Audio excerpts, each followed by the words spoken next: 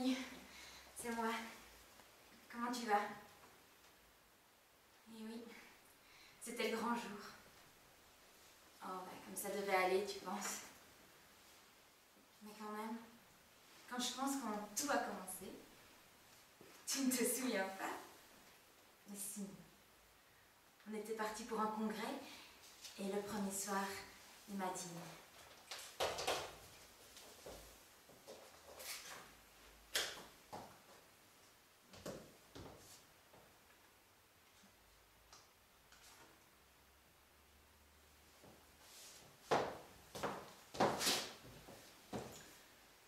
Tu sais, on peut très bien coucher ensemble en toute amitié. Ne t'inquiète pas, moi j'ai ma vie, toi t'as ta vie, moi j'ai ma femme et mes gosses, toi t'as un mari formidable, je sais de quoi je parle, c'est mon meilleur ami. Mais je veux dire, il n'y a pas de mal à se faire du bien. On est coincé dans ce congrès de merde pour 3 jours. Moi c'est une idée que je lance. Fais pas cette tête, pour l'instant on parle. Tu sais, si ça se faisait avec toi, j'aurais pas l'impression de tromper Françoise. Je me demande si c'est pas ça aussi l'amitié. Ça serait en quelque sorte pour te donner une image de l'amitié physique. Bah tu veux pas. On va pas se disputer pour ça, c'est pas une raison, hein. Je vais même te dire, je t'en veux pas. Bon, ben oublions. C'est pas... Seulement, si ce dont tu as peur, c'est que Jean-Paul l'apprenne, alors là, je t'assure, il n'en saura rien. Bon, ben alors, tu as peur que demain, on ne se regarde plus de la même façon, c'est ça? Alors là aussi, je te rassure, demain, j'aurai tout oublié. Bon, ben alors, je vois pas toi ta peur.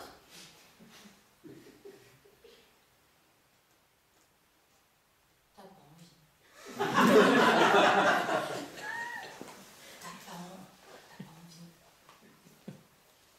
T'as pas envie?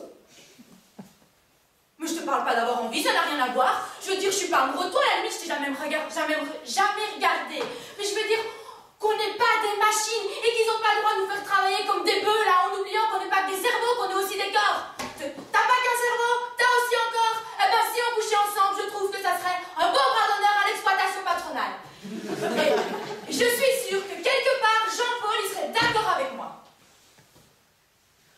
Ah ben oui, si c'est pas toi que je le proposais, bien sûr.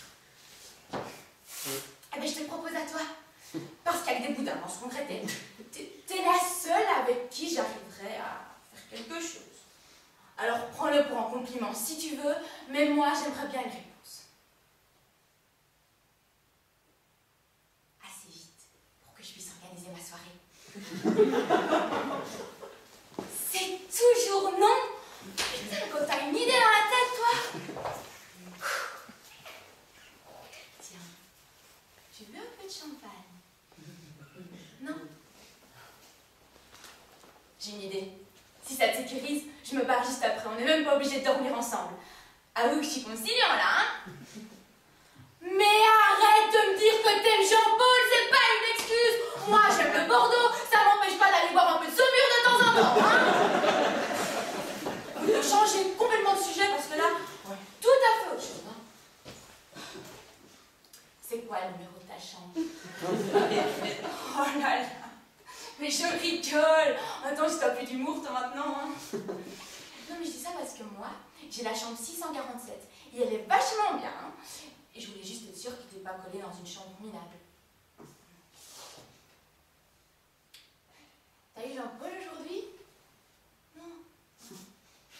C'est bizarre qu'il t'appelle pas. Oui, ça doit être le boulot, c'est ça.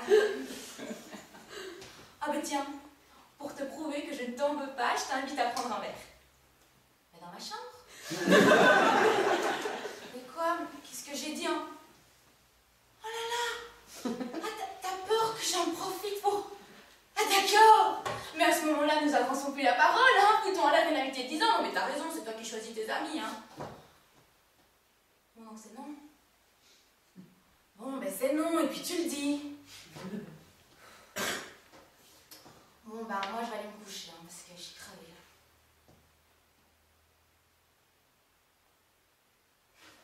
Tu sais, c'est grâce à des petitesses comme ça que je vais pouvoir rassurer Jean-Paul et lui dire que tu l'adores.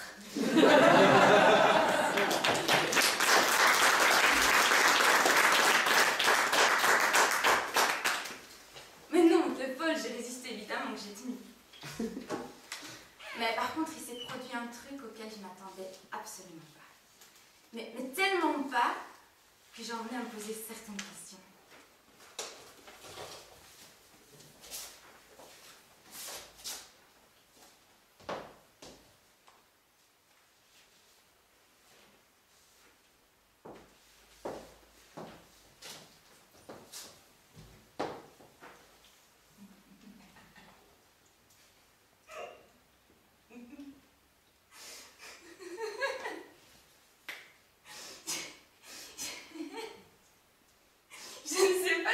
Dans l'air.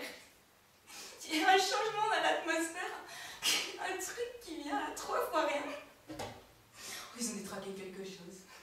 Ils ont dû forcer sur la dose. Je m'entends chanter, je me vois danser. Je me sens bien. Tu te sens bien? C'est inquiétant, qu'est-ce qui nous prend? Je me sens bien. On s'est fait piquer par une mouche. J'arrive pas à trouver sa louche. Je marche au plafond, tu fais l'avion. À moins que ça serait bizarre. Ce produit contre le cafard, insecticide effet rapide. Je me sens bien. Tu te sens bien? C'est inquiétant, qu'est-ce qui nous prend? Je me sens bien. Je me reconnais pas. C'est pas plus mal. Le malheur, ça serait pas fatal. Question de détresse, il n'y a rien qui presse.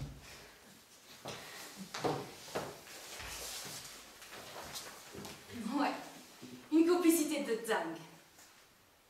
Puis voilà, on est rentré du congrès et là, silence radio. Plus une nouvelle. Je te raconte pas. J'étais telle la présidente de Tourvel attendant les nouvelles de Monsieur Valmont.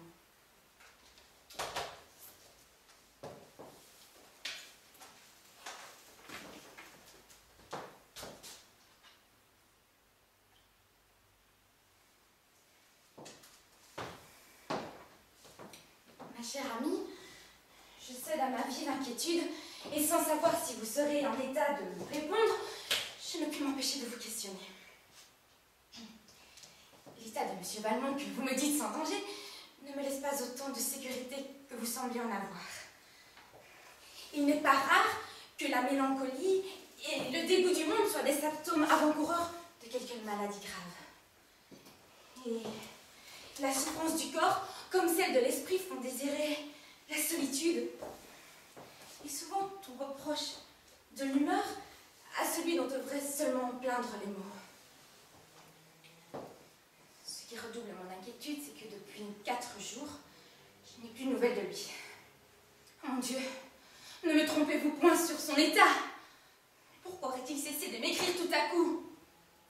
Si c'était seulement l'effet de mon obstination à lui renvoyer toutes ces lettres, je crois qu'il aurait pris ce parti plus tôt. Enfin, sans croire aux pressentiments, je suis depuis quelques jours d'une tristesse qui m'effraie. Peut-être suis-je à l'aube du plus grand des malheurs. Vous ne sauriez croire, et j'ai honte de vous dire combien je suis peinée de ne plus recevoir ces mêmes lettres, que pourtant je refuserais encore de lire. J'étais sûre au moins qu'il était occupé de moi et je voyais quelque chose qui venait de lui. Je ne les ouvrais pas, ces lettres, hein. Et je pleurais, en les regardant. Les larmes étaient plus douces et plus faciles, et celle-là seule dissipait en partie l'oppression habituelle que j'éprouve depuis mon retour.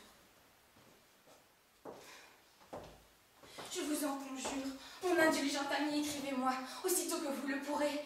Et en attendant, faites-moi donner de vos nouvelles et des siennes chaque jour. Je m'aperçois qu'à peine je ne vous ai dit un mot pour vous, mais vous connaissez mes sentiments, mon attachement sans réserve, ma tendre reconnaissance pour votre sensible amitié. Vous pardonnerez au trouble où je suis, à mes peines mortelles, au tourment affreux d'avoir à redouter des maux dont peut-être je suis la cause.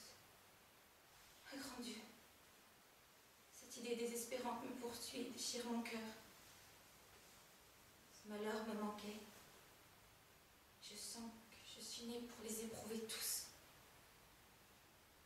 Adieu, ma chère amie. Aimez-moi, plaignez-moi. Aurais-je une lettre de vous aujourd'hui?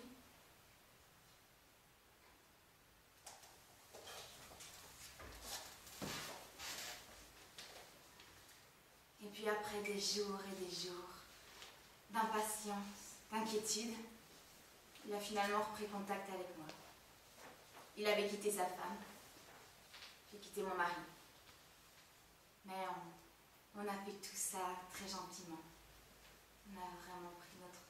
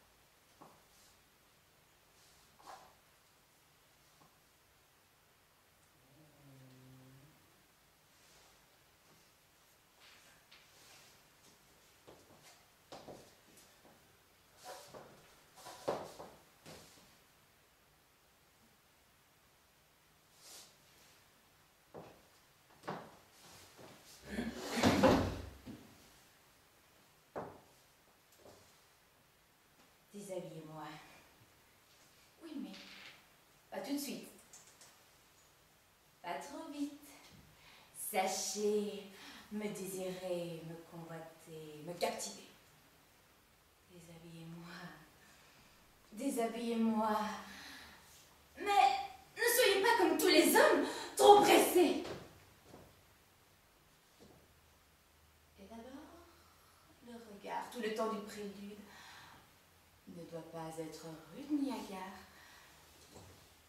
Dévorez-moi des yeux, mais avec retenue pour que je m'habitue. Peu à peu. Déshabillez-moi, déshabillez-moi. Sachez m'hypnotiser, m'envelopper, me capturer. Déshabillez-moi, déshabillez-moi avec délicatesse, en souplesse et doigté. Choisissez bien les mots. Dirigez bien vos gestes, ni trop lents, ni trop lestes sur ma peau.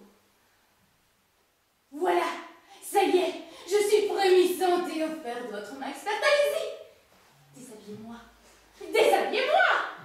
Mais maintenant, tout de suite, vite allez.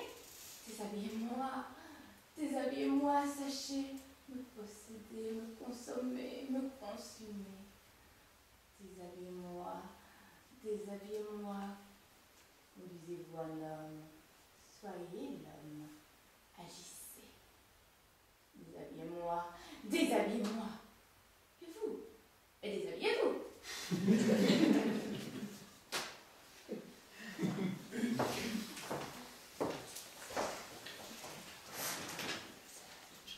Et voilà, c'était le vrai début. J'étais folle amoureuse. Je ne voyais que lui, je ne pensais qu'à lui. Je me surprenais à réciter le sonnet qui parle de Caliste, tout en pensant à lui.